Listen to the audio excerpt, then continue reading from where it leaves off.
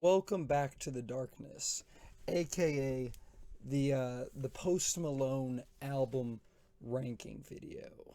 In this extremely straightforward video, I am simply going to be ranking the Post Malone albums from worst to best. You may agree with me, you may disagree with me. I will try to explain why I rank them this way. I am aware that this is not how other people are going to rank these albums, but that's okay. We might as well get started with number 4.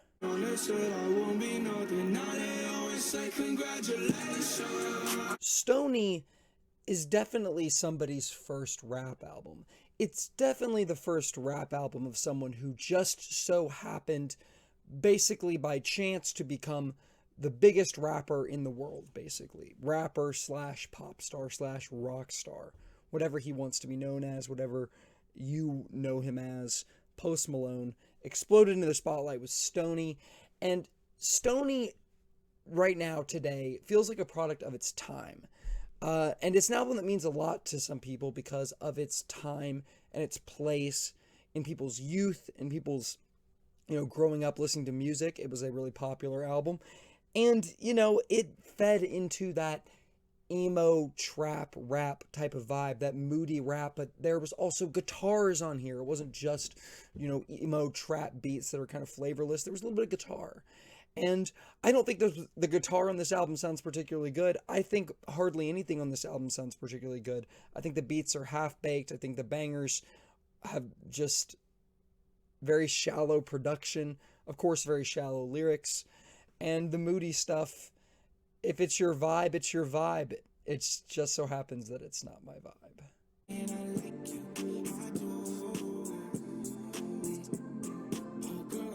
12 Carat Toothache, it feels like a more complete album to me than Stoney. Stoney, just more than anything else, just feels so half-baked. Like there's barely any songs from that I can really listen to and enjoy.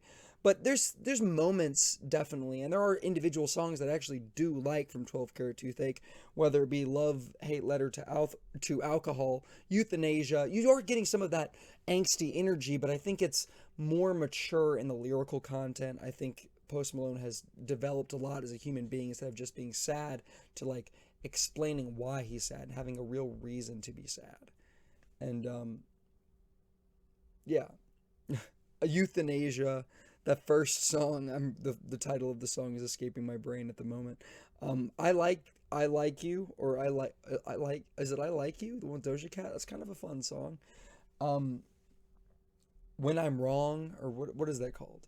If I'm wrong, I don't know, man. I don't know song titles. I'm sorry, I didn't do my research, but I listened to the albums. I just the song titles are escaping me. But yeah, this album is okay. It's very flawed, but I really do like more songs from this than Stoney, uh, and I just think it's a better album in general, even though it's still not a very good album. Sorry, guys.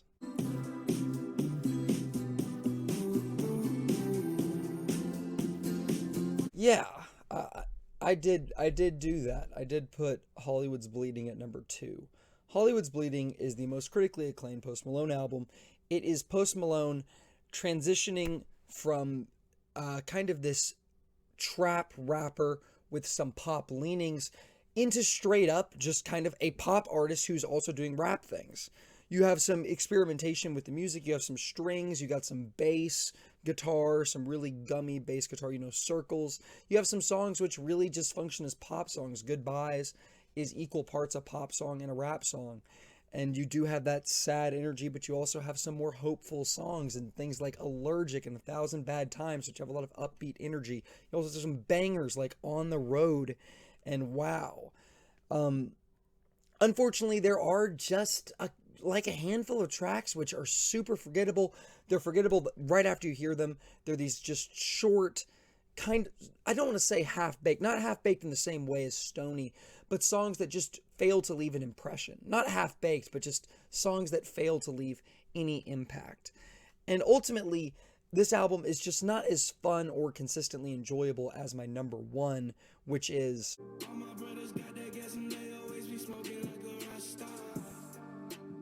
Beerbongs and Bentleys, obviously. Rockstar.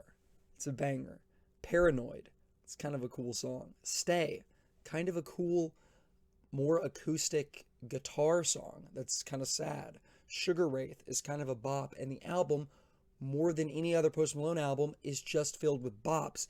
And I think when you turn on Post Malone, you are coming to Post Malone for bops. You are coming there to nod your head along and have fun. And it just so happens that I like rap, more mainstream rap, more than I like more mainstream pop music.